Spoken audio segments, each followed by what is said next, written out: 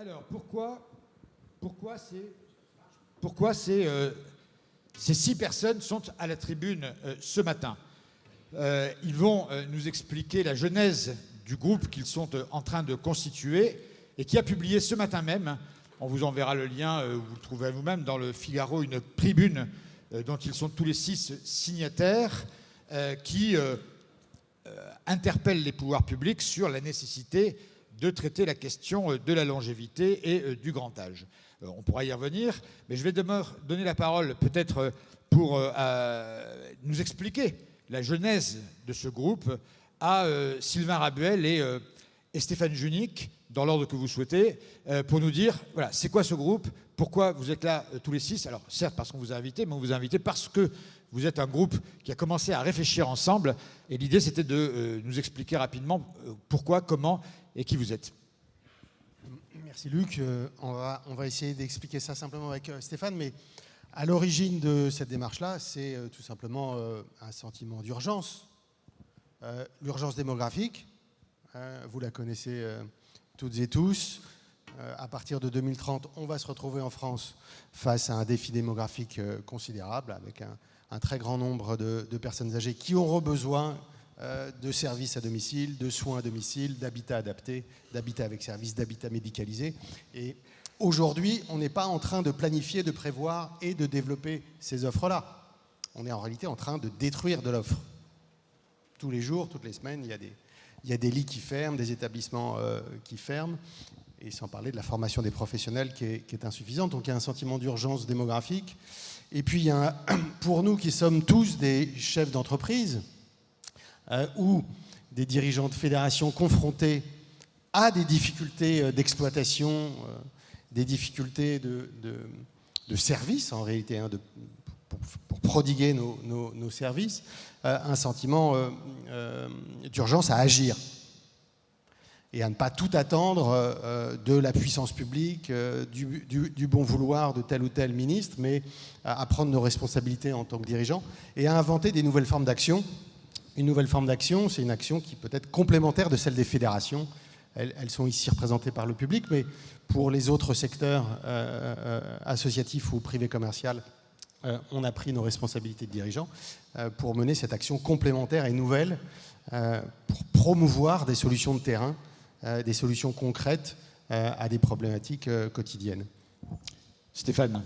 Oui, il y a un impératif, celle qui vient d'être mentionnée, mais il y avait également une volonté.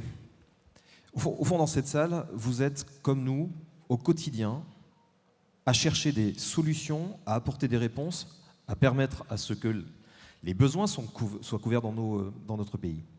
En fait, l'optimisme de l'action qui, je pense, nous anime tous, est en train de se fragiliser. On s'essouffle. On s'essouffle probablement parce qu'il n'y a pas de politique publique suffisamment forte pour pouvoir nous accompagner. Parce qu'on le voit, les défis qui sont devant nous, ils nous obligent à pouvoir réinventer, à pouvoir soutenir un secteur qui est aujourd'hui fragilisé. Et donc, au-delà de l'impératif, ce qui était important pour nous, c'était de marquer une volonté. Une volonté parce que nous considérons que nous avons encore la capacité à pouvoir rendre service, à être utile dans notre société. Bien sûr qu'il y aura à trouver des solutions à travers des services d'aide à domicile, à travers une réponse domiciliaire qui soit beaucoup plus importante.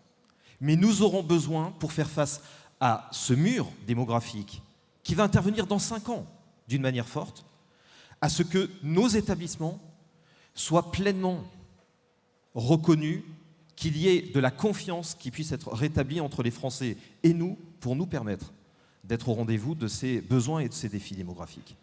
Donc le sujet de la volonté, il était nécessaire. Et cette volonté, elle s'est traduite à travers une méthode, celle du dialogue, d'abord entre nous. Ce n'est pas la première fois qu'on se croise, mais c'est la première fois qu'ensemble, quels que soient les secteurs, nous sommes en capacité de pouvoir prendre des engagements, indiquer une voie qui est une voie de passage dans le cadre du dialogue avec l'État. C'est également un contrat. Et on va vous en parler parce que ce contrat, on a souhaité que ce soit un contrat de confiance. Voilà, donc pour résumer, ce qui nous a réunis, c'est un impératif, c'est une volonté Et c'est en effet une méthode autour du dialogue et de la confiance. Alors, l'autre particularité, on l'a dit, de ce groupe, de ce pacte, c'est le fait qu'il y ait des représentants du secteur public, du secteur de l'économie sociale et solidaire, du secteur privé commercial. Un mot là-dessus et sur cette spécificité, non pas que les fédérations ne se parlent pas entre elles, mais enfin, voilà, là vous avez voulu absolument montrer un signal que l'ensemble des professionnels pouvaient non seulement se parler, évidemment, mais agir et formuler des propositions. Jean-Marc Borrello. Bien, bonjour.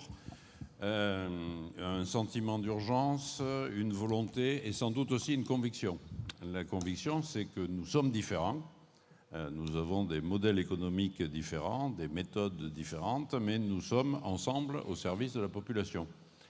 Et lorsque nous sommes différents et au service de la population, on doit trouver des dénominateurs communs. Toute ressemblance avec des situations extérieures existantes dans le pays n'est évidemment fortuite. Mais l'idée de trouver les sujets qui nous rassemblent, la conviction que nous sommes confrontés à un mur démographique, à une tenaille démographique, parce qu'il y a à la fois le sujet du nombre de personnes vieillissantes et il y a le sujet des salariés et de la difficulté à trouver des salariés, à les former, à les traiter le mieux possible. Et parmi les salariés, je ne peux m'empêcher de penser à tous ceux qui disposaient d'une autorisation de séjour et de travail, qui en ce moment n'arrivent pas à être renouvelés et qui donc nous met, employeurs, nous et l'ensemble des autres employeurs, en grande difficulté parce que le ministère de l'Intérieur n'est pas foutu de faire fonctionner une plateforme, puisqu'évidemment je n'ose imaginer qu'il fait exprès de la faire dysfonctionner et que les préfets ont des consignes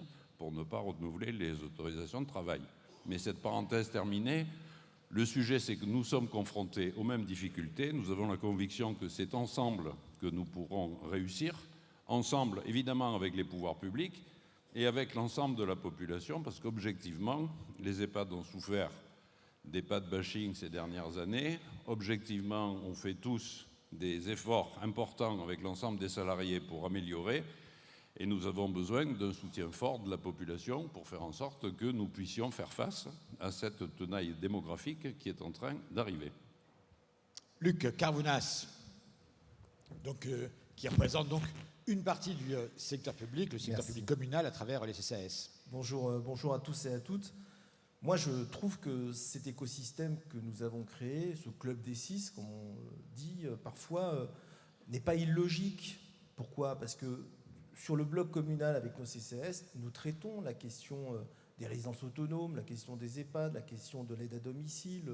Comme maire, je signe des permis de construire pour avoir des résidences services seniors, pour avoir un panel d'offres plus conséquent. Mais si cet écosystème existe, j'ai envie de dire, c'est parce que aussi la nature a horreur du vide. Et que ces dernières années, alors que ça a été très bien rappelé, nous sommes face à un état d'urgence démographique mais aussi social, il nous faut pouvoir apporter des réponses. Et pour ça, décloisonner et ne pas travailler en silo va dans le bon sens pour pouvoir non pas imposer, mais proposer au pouvoir public des solutions conformes à l'expertise que chacun d'entre nous, en tous les cas, nous avons. Moi, je le dis, on a eu des fois des bonnes annonces qui ne sont pas allées jusqu'au bout. Quand le ministre Combe ou la ministre Berger avait fait une annonce d'une enveloppe de 100 millions d'euros pour les EHPAD, c'était bien, mais pas suffisant. Quand la Première ministre Elisabeth Borne nous a annoncé une grande loi de programmation, c'était excellent, mais ça n'a jamais abouti. Donc face à ce mur démographique qui nous attend, ça a été rappelé, c'est dans 5 ans, dans 10 ans, dans 20 ans, que fait-on, que répond-on ? Et aujourd'hui, les centres communaux d'action sociale, avec les maires, présidents, on essaye de répondre au niveau du bloc communal à cette société du bien vieillir. Mais seuls, nous n'y arriverons pas. Et donc avoir une synergie comme celle-là, qui est pour moi très originale et qu'il faut bien valoriser, c'est aller dans le bon sens pour pouvoir nous permettre d'avoir, je l'espère, les meilleures réponses face à ces enjeux qui nous attendent. Alors, vous avez adopté une méthode, vous avez réfléchi depuis ces derniers mois à une forme de pacte avec les pouvoirs publics. Qu'est-ce qu'il y a dedans ? Ou en tout cas, quelle est un peu la trame et la méthode que vous avez choisie, Laurent Guillot ? Bon, la logique qu'on a adoptée collectivement, c'est de proposer clé en main des solutions au pouvoir public qui soient issues de notre expérience, donc pratiques, concrets, réalisables rapidement. La deuxième contrainte qu'on s'est donnée, c'est quelque chose qui ne coûte pas d'argent public, parce qu'on sait très bien que si on propose quelque chose qui coûte, immédiatement, on est renvoyé à la question budgétaire, et donc du coup, hop, c'est mis de côté, et on rediscutera ça dans le cadre du budget. Ça ne veut pas dire qu'il n'y a pas des besoins fondamentaux et extrêmement importants budgétaires et qu'il ne va pas falloir qu'on se batte, mais ce qu'on a voulu faire, ce n'est pas quelque chose qui soit mis de côté directement et immédiatement par les pouvoirs publics, sous raison de la contrainte budgétaire. Et donc des mesures à la fois concrètes, pratiques, et qui puissent être mises en place indépendamment de la discussion budgétaire. C'est ça le principal. Et après, on l'a mis sous trois axes. Prévoir, redonner la confiance et puis simplifier. Prévoir tout d'abord, pourquoi ? Parce qu'on l'a dit, tout le monde l'a dit, on a un mur démographique qui arrive en face de nous. Il ne faut pas qu'on regarde ailleurs, il ne faut pas qu'on fasse comme pour l'écologie dans le passé. Il faut qu'on s'y prenne en avance, et là, on sait que ça va arriver, il n'y a pas de doute, il n'y a pas de préoccupation de savoir si c'est vrai ou c'est pas vrai. C'est vrai, le mur arrive, il est pour demain. Et donc la prévision, ça veut dire quoi ? Ça veut dire, évidemment, essayer d'anticiper quelle est la demande dans les prochaines années pour pouvoir lancer des investissements, pour pouvoir engager de l'innovation et le faire tout de suite, très vite, pour pouvoir l'avoir disponible demain. Et puis surtout, Jean-Marc l'a dit tout à l'heure, travailler sur les formations, parce que le problème fondamental, la contrainte fondamentale qu'on va avoir devant nous, ça va être le nombre de ressources, le nombre de personnes qui vont pouvoir travailler dans nos équipes pour rendre le service d'accompagnement et de soins aux personnes âgées. Et là, on sait qu'on a une contrainte forte, et donc il faut qu'on programme les formations, l'accompagnement, la qualité de vie au travail, et ça se fait dans le temps, ça ne peut pas se faire immédiatement. Marc Bourquin. Alors prévoir, mais aussi retisser la confiance. Les EHPAD ne sont pas à eux seuls porteurs de l'avenir de tout le secteur des personnes âgées. Mais on a parfois le sentiment dans l'esprit public qu'ils n'ont pas d'avenir, que finalement ils sont des lieux de maltraitance où personne ne veut aller, etc. Il y a une bataille un peu culturelle à mener pour mettre à bas un certain nombre de ces lieux communs. Comment des structures qui sont soi-disant des repoussoirs, qui coûtent cher, c'est vrai, pour les usagers, pas pour les pouvoirs publics, soit dit en passant, on pourrait le démontrer, comment se fait-il qu'après la période du Covid, elles ont de nouveau un taux d'occupation extrêmement élevé ? Donc il faut casser un certain nombre d'idées fausses. Il faut changer, et là il y aura des choses très précises, mais on ne va pas détailler maintenant sur la manière d'envisager le contrôle, le suivi des établissements, l'évaluation.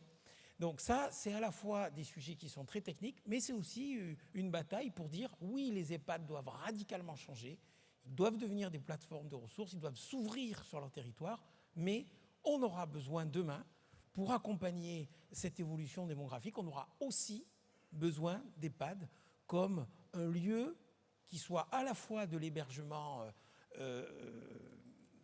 sécurisé et médicalisé, et en même temps un support de la ressource vers le domicile. Donc ça, c'est pour cette idée de retisser la confiance et de travailler autrement également avec les pouvoirs publics.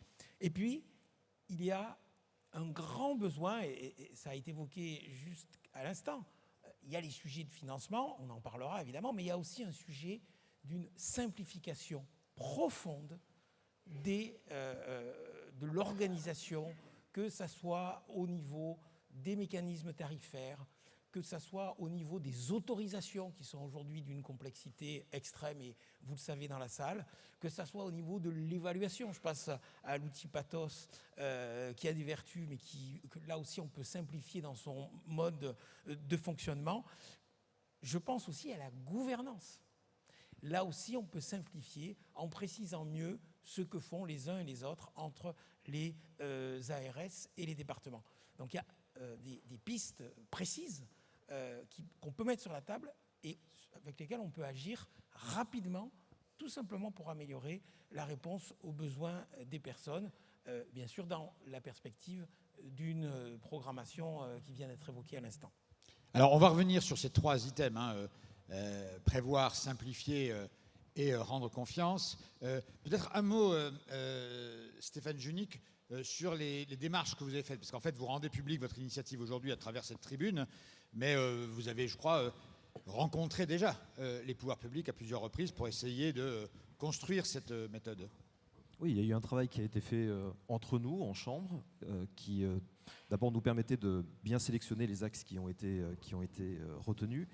Et donc, la démarche que nous avons faite, c'est tout d'abord auprès du cabinet du Premier ministre, qui était pour nous importante pour indiquer le fait qu'on n'abandonnait pas l'idée d'une loi de programmation, mais qu'on avait conscience que dans le fait d'avoir un contexte politique qui soit instable, il y avait besoin de pouvoir tisser à travers ce pacte de confiance que l'on présentera la semaine prochaine d'une manière officielle, qu'il y avait donc besoin de trouver un nouveau contrat d'engagement entre nous. Donc, la porte d'entrée, ça a été d'abord le cabinet du Premier ministre.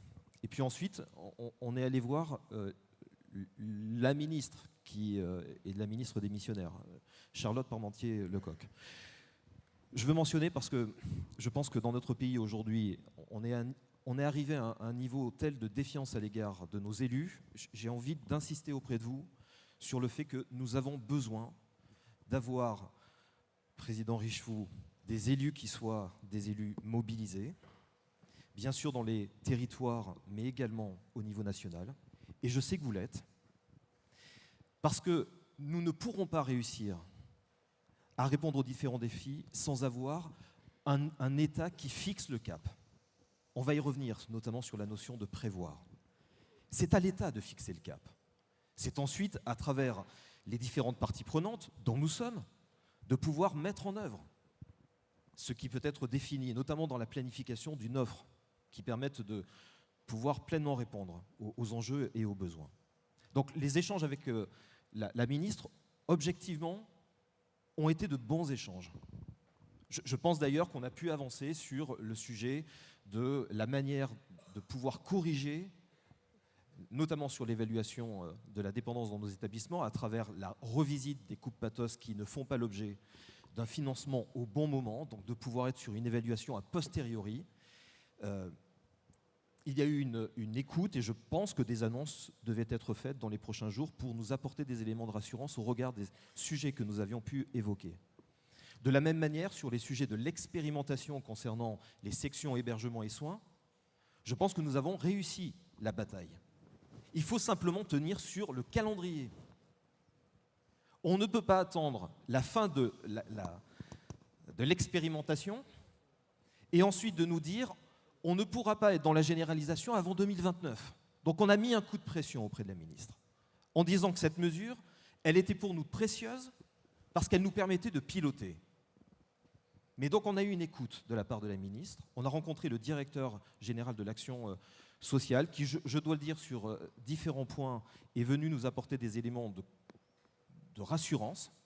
Mais j'attire votre attention sur le fait que nous devons intégrer des éléments de contrainte qui sont, comme la marque l'a souligné, liés à une complexité et qui doit nous amener à être dans la simplification. Donc vraiment des rencontres qui ont été des rencontres fréquentes, que nous avons fait collectivement, nous étions tous présents pour, au fond, faire en sorte d'incarner le collectif qui est aujourd'hui devant vous. Pourquoi est-ce que j'insiste sur ce point? Je suis un peu long, pardon. Parce qu'on a conscience aujourd'hui qu'on vous représente. Beaucoup dans cette salle, vous êtes nos directeurs, nos salariés, nos équipes qui au quotidien vous mobilisez. Notre principal job, c'est bien sûr de donner de la visibilité pour nos entreprises, mais c'est d'être à vos côtés parce qu'on sait que ce n'est pas facile. Et là, on a le sentiment qu'on ne peut plus attendre. Il y a urgence. Il y a urgence.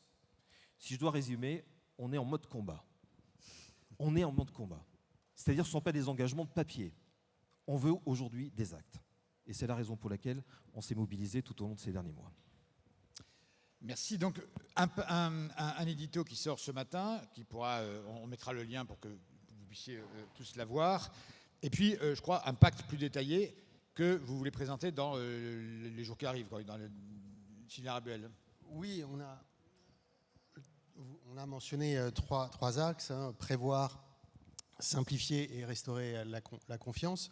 Mais en réalité, on a bâti un pacte en 10 propositions, chacune d'elles étant détaillée avec un certain nombre d'idées ou de mesures qui sont toutes, et ça a été dit, elles sont toutes issues de notre pratique en fait, et de votre pratique. C'est là où la démarche qu'on a initiée nous semble complémentaire de celle des fédérations et originale, c'est que nous sommes tous des acteurs de terrain, et grâce à vous, on a conscience de ce qui fonctionne et de ce qui ne fonctionne pas, et de ce dont on aura besoin demain. Et c'est ça qui a nourri ce pacte, qu'on a été effectivement présenté à nos interlocuteurs des pouvoirs publics. Et on a bien l'intention, effectivement, de le dévoiler en détail sous 8 à 10 jours, sous la forme d'une conférence de presse, et de le mettre à disposition, sachant que Luc parlait du club des 6, ce n'est pas un club fermé. Non, ce n'est pas un club fermé. Jean-Marc, je sais que tu aimes bien les cercles restreints, hein, mais non, ce n'est pas un club fermé. Il a vocation, ce pacte, à être signé par le plus grand nombre. Hein. C'est une démarche qui n'est pas fermée, c'est une démarche ouverte et de construction. Et il a vocation à être enrichi et développé. Mais au moins, il y a sur la table des pouvoirs publics et des Français, d'une certaine manière, des propositions pour préparer l'avenir. Ça nous amène peut-être au point prévoir. Oui, mais on va peut-être, là pour le coup, passer à Luc Carvounas. On reprend les 3 points. 1, prévoir. Donc vous avez, indépendamment de l'ensemble des réflexions sur lesquelles on va revenir, de plus concrètes, fixer une première exigence au pouvoir public, c'est la nécessité d'avoir une visibilité, notamment, on y reviendra avec Clément Beaune tout à l'heure, à l'horizon 2030-2035. Mais vous qui êtes maire, par ailleurs, d'une commune, à 6 mois d'élections municipales, il y a toute une série d'élus locaux qui vont évidemment, sur leur territoire, devoir se dire qu'est-ce que je fais. Les maires élus en 2026 seront les maires de 2030, c'est-à-dire du choc démographique. Donc l'importance de cette question de, tous ensemble, avoir un constat partagé sur les besoins à venir. Oui, tout à fait, parce que par rapport à tout ce qui a été dit, nous tous, dans cette salle, on n'a pas le temps d'attendre. Donc il faut bien, au regard des chiffres qui nous sont donnés par l'INSEE, au regard des attentes du nombre de lits d'EHPAD 2040, c'est 200 000, 2050, c'est 300 000, alors que la trajectoire est plutôt à la fermeture de lits, au rapprochement, aux fusions. Il nous faut savoir dans quel cadre on avance. Mais même si ce pacte de confiance est un pacte, je le dis souvent aux adhérents de l'UNCAS, de bon sens, et on le retrouvera dans les propositions, parce que là encore, elles ne sont pas là pour tordre le bras au gouvernement. Elles sont là pour pouvoir avancer, au moins dans un premier temps.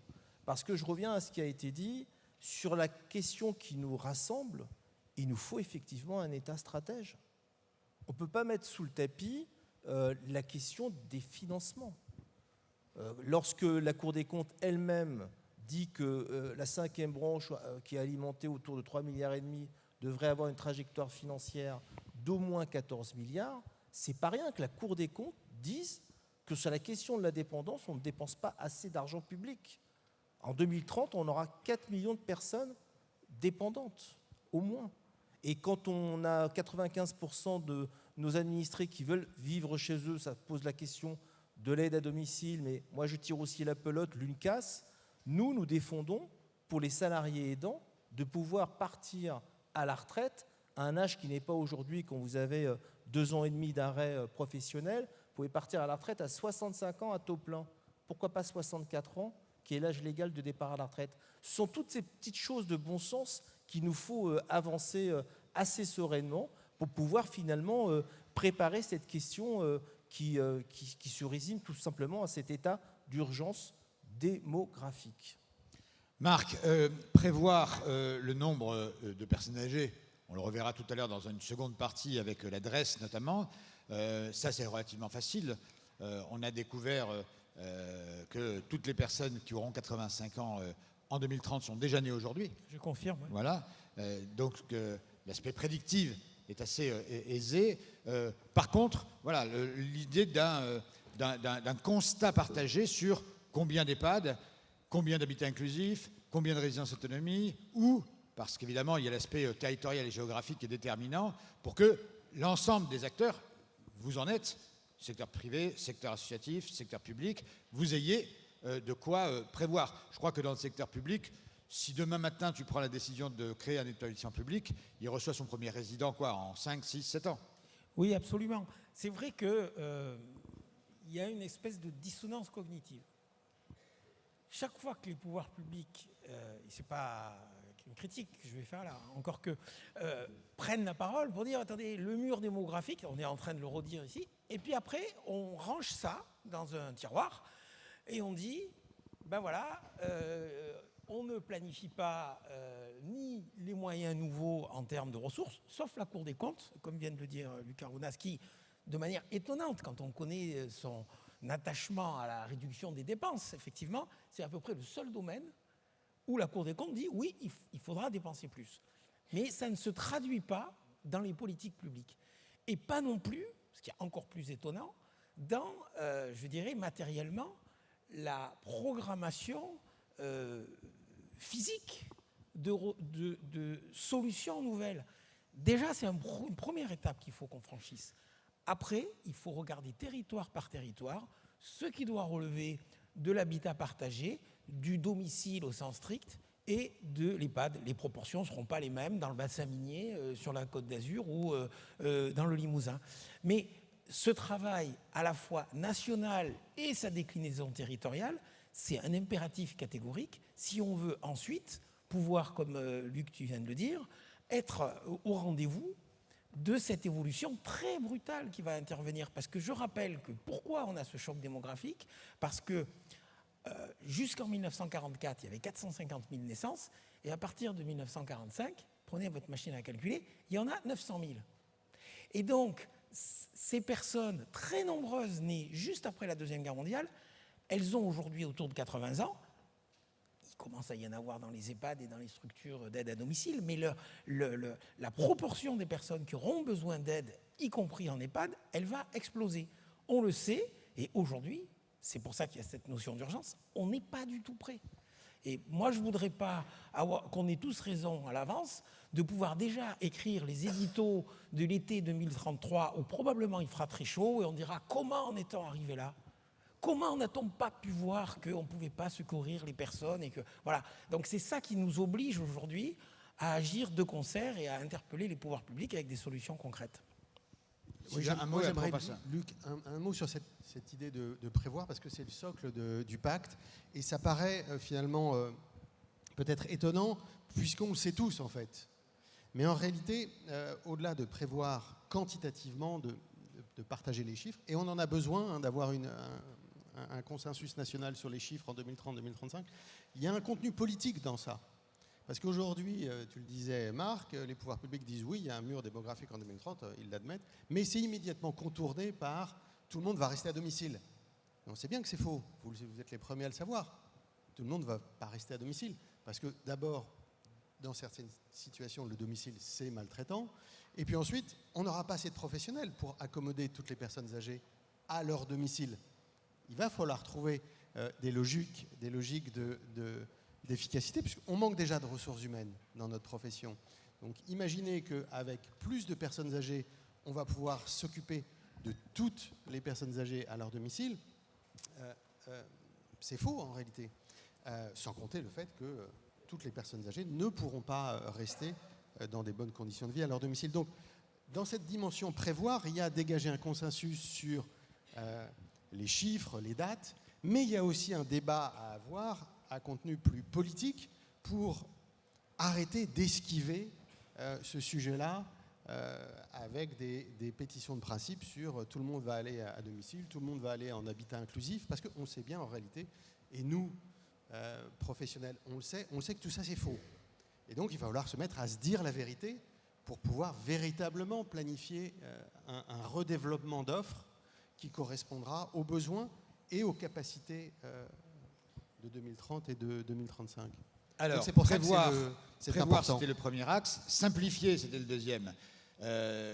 Quand on n'a pas de pétrole, on a des idées, et quand on n'a pas d'argent, au moins facilitez-nous la vie. C'est un peu le message que vous avez passé au pouvoir public. Jean-Marc Borrello, voilà, à quoi vous avez réfléchi là-dessus ? Quelles sont les propositions, alors pour le coup extrêmement concrètes auxquelles vous avez pensé pour simplifier la vie au quotidien des établissements? Je crois que les simplifications administratives, au-delà de simplifier la vie de l'établissement, elles permettent d'une part l'adaptation au territoire et d'autre part l'innovation. Les gestionnaires d'établissements, quels qu'ils soient, privés, publics, privés commerciaux, privés non commerciaux, publics, sont représentants de l'ensemble des associations, des mutuelles et des entrepreneurs privés commerciaux. Et notre responsabilité à ce club ouvert, c'est de faire évoluer le cadre pour que tout le monde puisse innover. Et les innovations, elles sont évidemment technologiques. On a vu dans le hall quelques stands qui permettent d'améliorer effectivement la vie des gens. Elles sont économiques et quelquefois, comment dire, la clairvoyance ou l'expertise des pouvoirs publics, camarades, comme je suis plus vieux, j'ai tendance à imaginer qu'on peut aussi prendre un peu l'initiative et démontrer au pouvoir public que nos innovations fonctionnent. En ce qui concerne le modèle économique, objectivement, la loi a été votée l'année dernière pour permettre des tarifs différenciés. Le groupe SOS, après vérification, a décidé de la mettre en place il y a 7 ans. Donc il y a 7 ans que nous mettons en place des tarifs différenciés avec l'accord des départements et des différentes ARS. On a pu pousser la mise en place de cette loi pour permettre à toutes et tous de bénéficier de ce dispositif. La règle concernant le groupe SOS était claire, on voulait pouvoir offrir des services d'excellence à toutes et tous, quel que soit leur niveau de revenu. Donc le sujet était assez simple, c'était pour nous politique, comme disait mon camarade. La politique était claire, la loi est passée, le décret d'application a été mis en œuvre et aujourd'hui, tous les EHPAD de France, sous réserve d'accord des départements et de l'ARS, peuvent utiliser cette possibilité. Il y a eu des initiatives, les centres territoriaux de ressources, qui sont plutôt des succès dans leur fonctionnement actuel, mais qui ont été calibrés à 30. Il y a des lieux où on a besoin de 20 places, mais ça n'existe pas parce que le dispositif est prévu pour 30. Il ne doit pas être extrêmement difficile d'améliorer la circulaire pour faire en sorte qu'on puisse, selon les lieux, faire 30, 20 ou 10 en fonction des besoins. Ou 40. Selon les lieux, on a la possibilité, quand on a un EHPAD isolé dans une zone rurale, de faire de l'aide à domicile autour, ce qui est beaucoup plus intéressant pour les habitants et pour les associations d'aide à domicile qui le font alors qu'elles perdent de l'argent pour le faire en venant de la métropole la plus proche pour amener des repas alors que l'EHPAD est au centre du village et pourrait parfaitement le faire. On a des possibilités de places d'accueil qui peuvent être à la journée ou pour des courts séjours qui sont compartimentés. On pourrait parfaitement penser que d'un EHPAD à l'autre, on fait varier, en fonction des besoins et des volontés des territoires, le nombre de places pour correspondre à une situation, à un territoire ou à un moment particulier. Encore une fois, il ne s'agit pas de simplifier pour le plaisir de déréguler, il s'agit de simplifier pour être adapté au territoire. Les gens qui sont ici ont des capacités d'initiative, d'invention, d'innovation. Ici, on a créé un bistrot sur le terrain de l'EHPAD parce qu'il n'y avait pas de bistrot dans le village. Ça, c'est comment faire avec 2 projets SOS pour que les 2 soient utiles. Ailleurs, on a inventé une épicerie. Ailleurs, on a inventé de la livraison de repas. Donc, la possibilité pour les directeurs d'établissement, quel que soit le gestionnaire, qu'il soit public, privé, commercial, associatif, d'imaginer, d'innover, parce que c'est en faisant vivre ces EHPAD qu'on offrira non pas des EHPAD qui répondront à toutes les solutions, mais des solutions à chacune des personnes concernées. Donc, objectivement, laissez-nous innover, message au pouvoir public, et permettez à toutes celles et ceux qui ici dirigent des établissements de trouver des solutions au service de la population. On n'en demande pas plus. Alors là-dessus, vous êtes allé plus loin, puisque ça a été mentionné tout à l'heure, ça nécessite quand même de secouer un peu le régime des autorisations. Ça, de ne pas cloisonner l'hébergement temporaire, l'accueil de jour, l'établissement, le domicile. Au fond, pour avoir à un moment donné une espèce de plateforme, il faut au moins 5, 6, 7 autorisations distinctes. Laurent Guillot, qu'est-ce que vous racontez là-dessus? Puisque vous avez parlé ensemble de toutes ces questions, que vous soyez une fois plus dans le public ou dans le privé. Comment, à un moment donné, améliorer le service rendu en décloisonnant toutes ces autorisations qui ont eu leur bienfait à l'origine, mais qui aujourd'hui bloquent le système? Tu donnes la réponse dans la question. Donc je ne vais faire que répéter ta réponse. C'est qu'effectivement, aujourd'hui, on a des autorisations qui sont cloisonnées, alors que le projet politique qu'on a collectivement avec les pouvoirs publics, c'est de créer un éclat de plateforme. C'est contradictoire de dire je vous donne 2 autorisations là, 3 là, 5 là, 10 là, et vous ne pouvez pas en bouger, ça ne peut pas être flexible, vous ne pouvez pas vous-même, de votre propre initiative, d'en faire passer une d'accueil de jour à hébergement complet.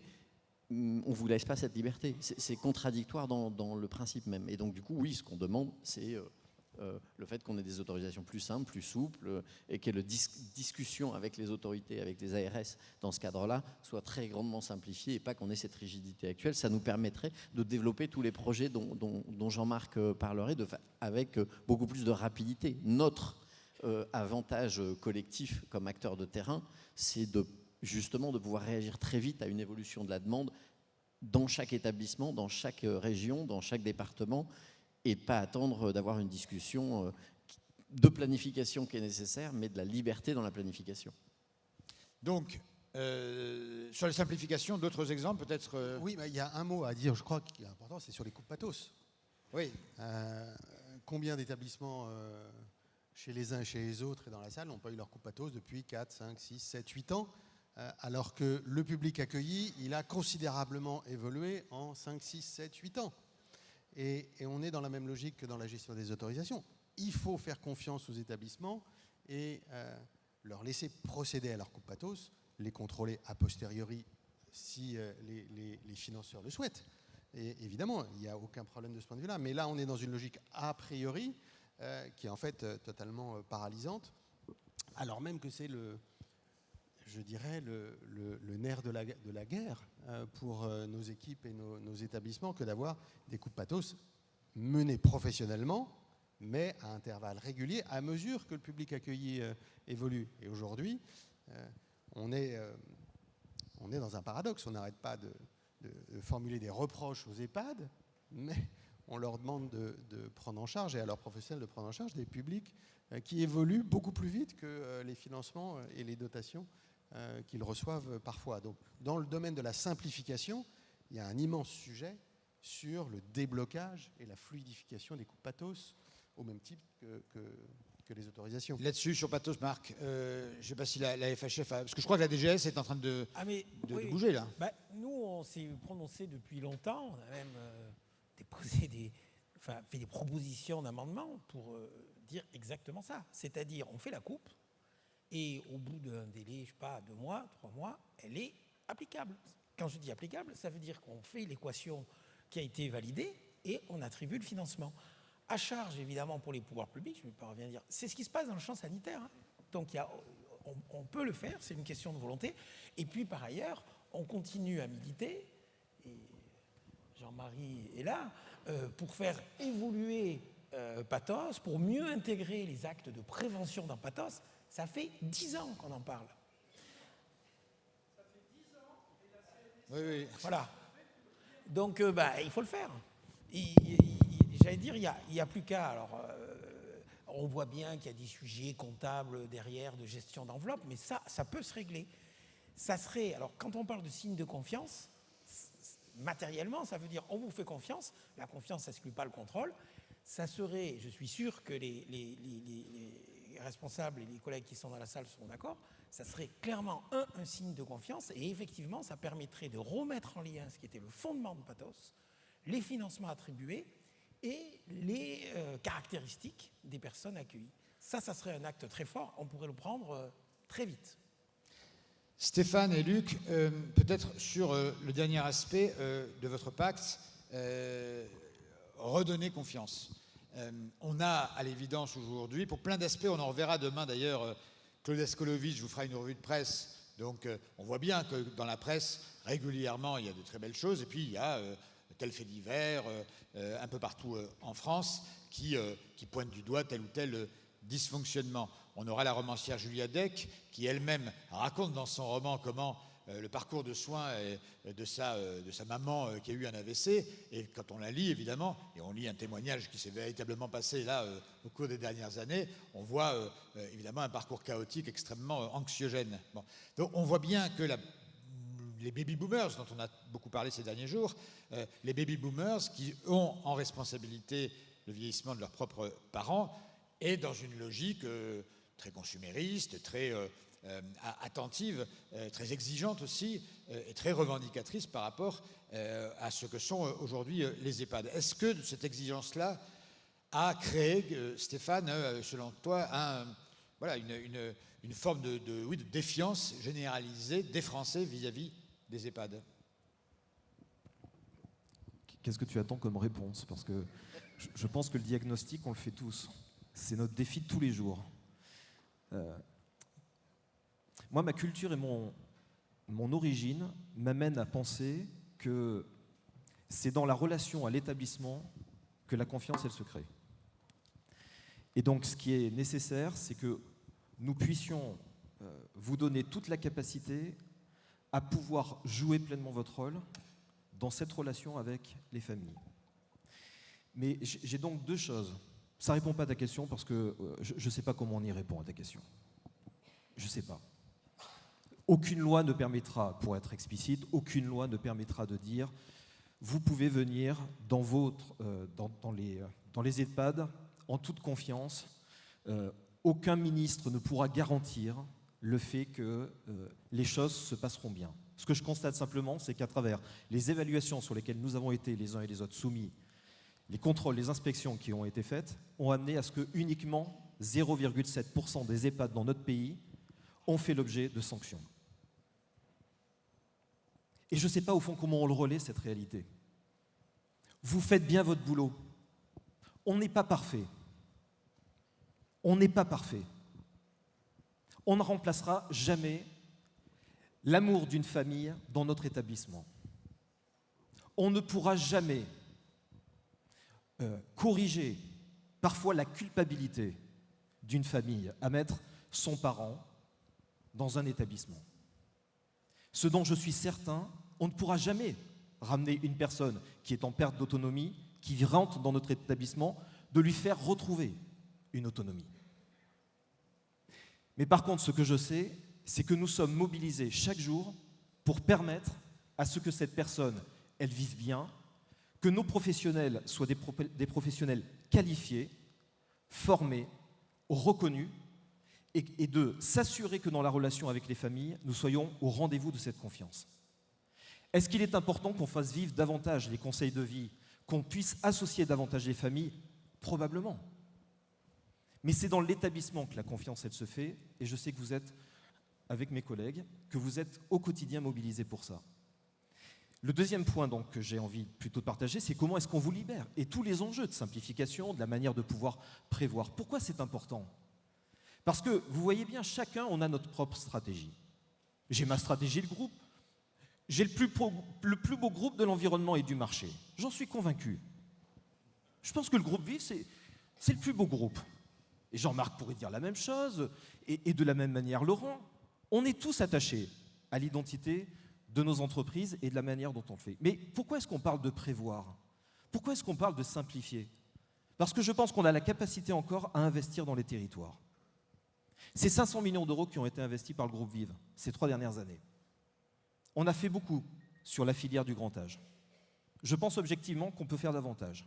Même si cette filière aujourd'hui, pour notre groupe, probablement qu'on ne sait pas faire, elle est structurellement déficitaire.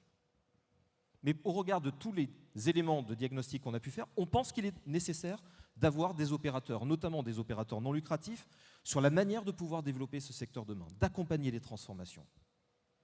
Mais pour pouvoir le faire, il est nécessaire d'avoir cette vision d'anticipation, que le cap y soit fixé. Sinon, moi, je vais continuer à faire ma stratégie dans mon coin. En quoi je serai utile pour mon pays? En quoi je serai utile dans les territoires qui font manifestement preuve d'inégalité et parfois d'essoufflement? Comment je peux donc mettre cette stratégie de mon groupe au service de cette vision qui est une vision nationale? Je rajoute un dernier élément. Probablement pour vous libérer, est-ce que le code de l'action sociale et de la famille ne peut pas demain prendre en considération l'évolution du paysage qui est le nôtre. Vous avez des structures qui aujourd'hui gèrent des EHPAD d'une manière isolée, locale, qui sont des... Il n'y a rien de péjoratif. Des établissements ancrés dans le territoire, mais qui ne s'inscrivent pas dans des logiques de groupe. Or, il y a aujourd'hui dans notre paysage des groupes qui sont apparus. Pourquoi nous ne sommes pas en capacité de créer la relation non plus établissement par établissement, mais le fait que l'État puisse davantage s'interroger, reconnaître le fait que les groupes peuvent structurer les éléments de la confiance également. Que ce soit nous, les groupes, qui soient en capacité de pouvoir donner les éléments qui garantissent cette confiance, de la qualité, pouvoir marquer la manière dont on a envie de s'inscrire dans une stratégie d'investissement qui réponde aux enjeux de planification qui ont été abordés. Voilà quelles sont les quelques pistes sur lesquelles nous avons en effet réfléchi et qui nous permettront, je pense, de passer aux actes demain d'une manière beaucoup plus forte. Merci Stéphane. Luc, tu as été député, tu as été sénateur, tu es maire aujourd'hui, tu rencontres donc pas seulement des résidents, mais aussi des familles, des citoyens. Comment tu ressens aussi sur le terrain et dans l'ensemble des milliers de CCAS ce lien de confiance? Est-ce qu'il est détérioré? Est-ce que tu penses qu'il faut l'améliorer? Alors, à la question que tu poses sur la relation de confiance, je vais évidemment répondre avec le spectre des EHPAD publics gérés par nos CCAS. Et moi, je crois, très modestement, que les familles qui placent leurs parents dans ces établissements font confiance aux établissements. Pourquoi? Parce que nous avons vécu une chose incroyable, la période de la Covid. Et nous avons eu à gérer, comme tous les autres établissements privés ou non lucratifs, à accueillir les familles, mais à gérer les résidents. Et on l'a fait sans regarder le fameux « quoi qu'il en coûte », parce qu'on n'était pas dans les mêmes contraintes que d'autres établissements. Et donc on a marqué cet accompagnement qui a été très bien reçu. Et donc aujourd'hui, la confiance, elle est là. La confiance, elle doit être aussi, ça a été rappelé, sur ces, je crois, 54 établissements sanctionnés sur 7500. Il faut mieux communiquer. Je pense qu'il y a quelque chose à mettre en œuvre sur ces notations avec les ARS pour défendre nos EHPAD. Il y a des périodes de campagne de communication sur beaucoup de sujets, mais pas sur celui-là, alors que c'est un sujet qui va devenir de plus en plus important. Et puis aussi, il faut, parce qu'on aura retrouvé la confiance à tous les étages, pouvoir donner confiance à celles et ceux qui demain vont venir travailler dans nos EHPAD. On sait qu'aujourd'hui, c'est un secteur en tension, comme on dit. Et donc là aussi, il faudra que l'on puisse pouvoir redonner un champ des possibles pour donner envie de venir travailler demain dans un EHPAD. C'est, à mon sens, extrêmement important. Et ce travail qui est dans le pacte de confiance, je crois encore une fois que c'est une première pierre à un édifice qui nous est commun et qui nous est utile et qui, j'espère, sera une feuille de route que le futur gouvernement, ce sera, je le dis sans être persifleur, notre 8e ministre, c'est beaucoup pour travailler correctement. Mais ce n'est pas grave, on va refaire le job tous ensemble parce que nos concitoyens nous le demandent. Laurent. Oui, je crois que pour restaurer la confiance, il y a 2 mots qui sont clés. Un, transparence. Et nous avons demandé, et nous demandons de façon régulière au pouvoir public à faire toute la transparence sur les contrôles, c'est-à-dire la publication de façon exhaustive, à valoriser les résultats des contrôles et la publicité des contrôles de la HAS. C'est extrêmement important. Aujourd'hui, les enfants des personnes qui sont chez nous, quand ils commandent chez Amazon, ils peuvent suivre en direct tout ce qui se passe de leur commande.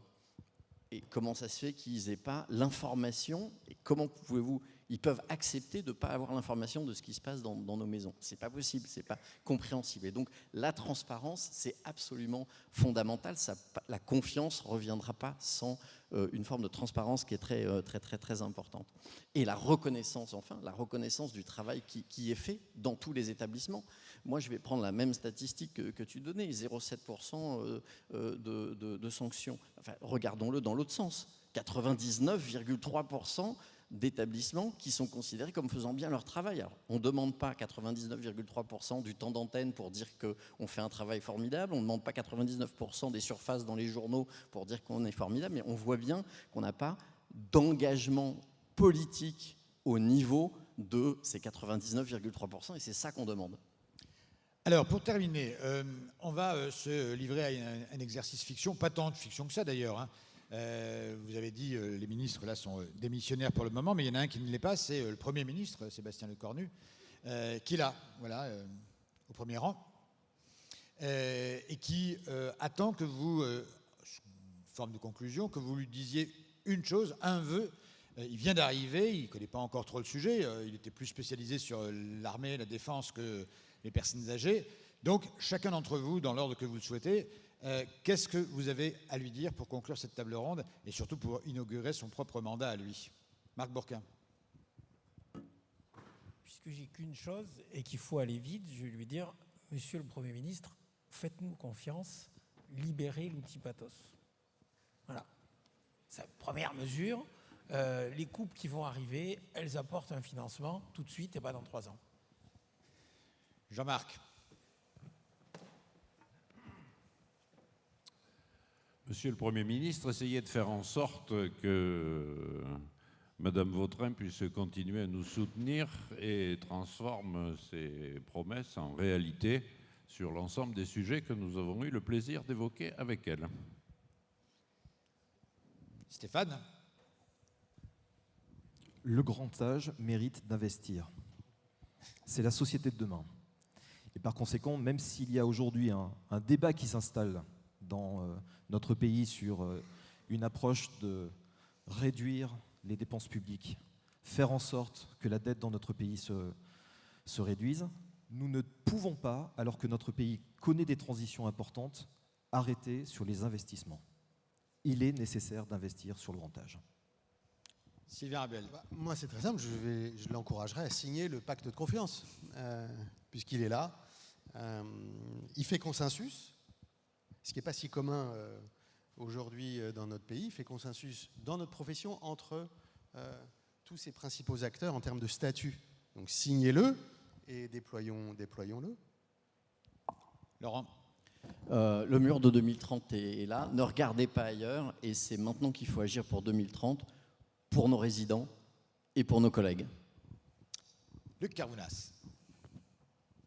Tout simplement de confirmer la parole de l'État et de reprendre à son compte les annonces d'Elisabeth Borne en novembre 2024, c'est ça 23 déjà, de faire une grande loi de programmation. Voilà, l'État doit tenir sa parole, quels que soient les premiers ministres qui se succèdent. Bon, alors je peux vous l'avouer maintenant, en fait, Sébastien Lecornu n'était pas dans la salle. Hein. Mais, enfin, je crois, hein, qu'il se fasse connaître. Mais tout est filmé. Donc, on lui enverra au moins cette partie de la vidéo. Merci à vous. Donc, ceux qui veulent aller plus loin vont lire l'édito paru, la tribune parue dans le Figaro aujourd'hui sur le web. Ça va circuler entre vous. Conférence de presse dans quelques jours donc, sur les 10 mesures que vous avez élaborées. Et puis, voilà, je pense que ça crée un mouvement, comme vous dites, ouvert. Donc, vous l'avez dévoilé ce matin pour la première fois et au moins, les professionnels savent désormais qu'au-delà et à côté des fédérations professionnelles qui les représentent, il y a une autre initiative un peu différente qui joue le même rôle, c'est-à-dire influer sur les politiques publiques. Merci à vous.